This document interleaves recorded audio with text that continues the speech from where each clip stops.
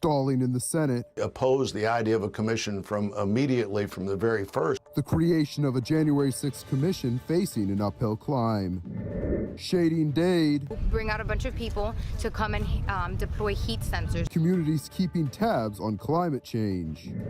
And the Wine and Food Festival returns. The community is so great, and so just being here is an honor. The weekend party in person on South Beach. These stories and more coming up on Newsbreak. From the South Florida Media Network's Biscayne-based studios in North Miami, this is SFMN Newsbreak. The debate over a Capitol Commission continues. The bill meant to start an independent investigation into the January 6th siege now heads to the Senate. This week's Senate debate comes after the House of Representatives advanced the bill last week. I've actually opposed the idea of a commission immediately from the very first, because I think we'll start waiting for a commission rather than moving forward with what we know we need to do now. We need to get to the bottom of it. It's not partisan. It's to find out how this could have happened in the United States of America, where we came so close to losing our capital. For it to pass the Senate, at least 10 Republican senators must join with all 50 Democrats to vote in favor. Over 400 people have already been charged for their actions in the riot.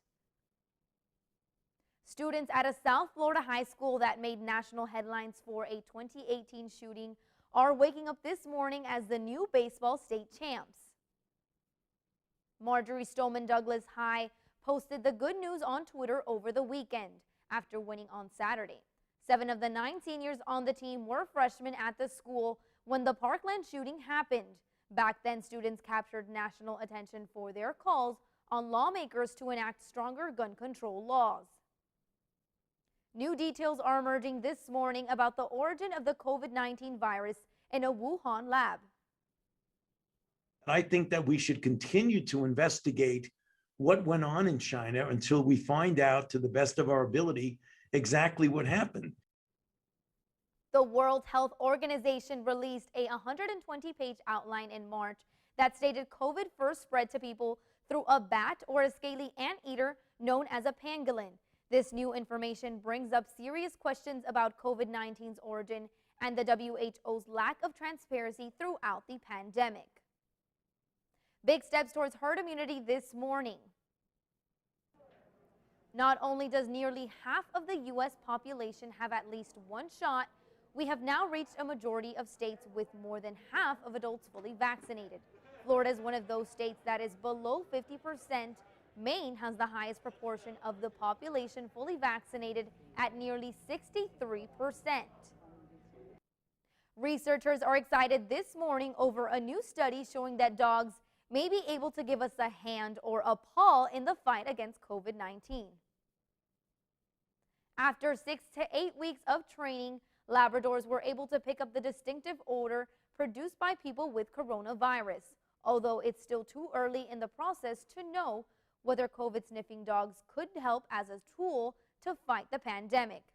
Early adopters of COVID-sniffing dogs include FIU and the Miami Heat. Readings are coming in newly placed heat sensors in South Florida this morning. As the network's Alejandra Garcia reports, it's part of an FIU project called Shading Dade. FIU's Department of Journalism and Media held a citizen science project with the Institute of Environment for volunteers to measure how hot everyday areas can really get. We've been able to bring out a bunch of people to come and deploy heat sensors. So these sensors are dime-sized sensors, and they read temperature for about 3 months. And so what we do with that data is then we interpolate it and analyze it in different ways. For example, we'll compare temperatures in shaded locations versus sunny locations, temperatures at bus stops versus park benches. Public Miami locations can have very high temperatures, and workshops like this show others the impacts of increased heat by placing heat sensors in places like public parks. It's really important to understand how people are exposed to heat when they're walking around on the ground, when they're taking public transportation, when they're waiting at a bus stop, when they're out with their kids at a playground. so that they can better protect themselves from the increasing effects of climate change.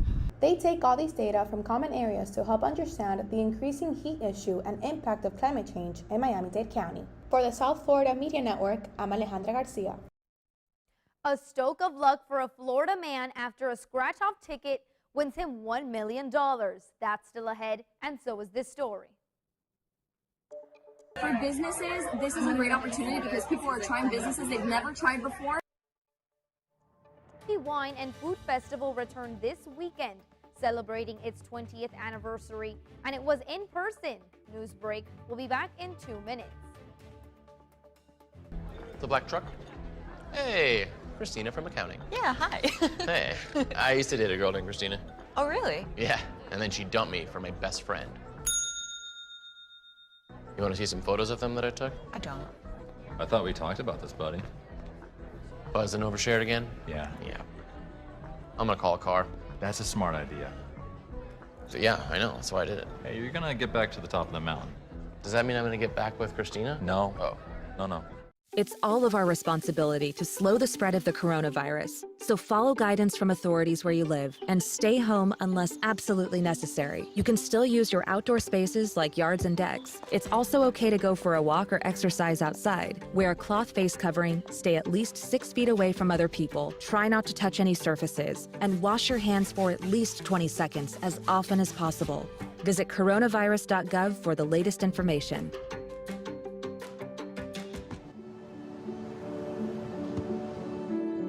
I don't remember how it started. Go to that. Our back and forth. It always came back. Dad! You probably don't remember what you told me, That was perfect. but I heard every word.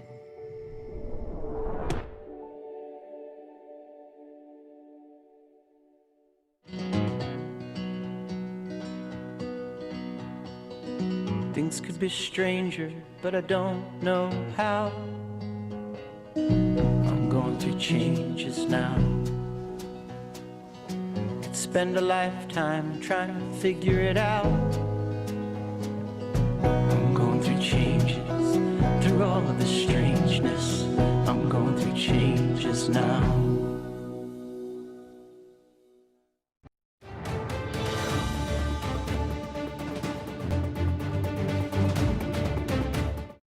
Miami's major food festival took the beaches of South Florida this weekend with a lineup of events. The event helps raise funds for FIU's Chaplin School of Hospitality and Tourism Management. The network's Katerina Rodriguez headed to South Beach for the festival. Good morning! The Sobe Food and Wine Festival celebrated 20 years over the weekend. Typically, it takes place in February, but because of COVID, it was moved to May of this year. And I love it. Miami, you're giving me goosebumps as you see. It's beautiful people. The community is so great. And so just being here is an honor. Food Network stars headed the 4-day event with cooking demos for their guests. FIU and Bacardi joined together for the Bar Project 2021. The winners of this year's project shared their experience with us. And basically students came into a team and we came together and actually came up with a bar concept for the future. And my team won, so this is our concept coming to life at South Beach Wine and Food Festival, and it's called the Secret Garden. Local businesses talk about the impact the Food and Wine Festival has had on their business. I think it's amazing. The first day was really good to get like a good contact with business partners. For businesses, this is a great opportunity because people are trying businesses they've never tried before and they want to start learning more about it. So then they take the pictures of the places they like and they'll probably end up going to visit. So it's great advertisement and it's been great. And the Miami Beach Food and Wine Festival announced that they will be back in 9 months in February. And here reporting from Sobe Food and Wine, I'm Katerina Rodriguez. A man in Florida is waking up $1 million richer this morning. 38-year-old Curtis Fuller, who lives near Jacksonville, was having an unlucky couple of days with both his and his wife's car breaking down in a matter of 2 days. However, a convenience store and a purchase of a $5 lottery scratch-off ticket turned his luck completely around. Winning the $1 million grand prize, Curtis told lottery officials that he and his wife will use the money to buy 2 new vehicles and a new house. That's all the time we have for Newsbreak. I'm Zitlali Solache. Get more news anytime at sfmn.fiu.edu.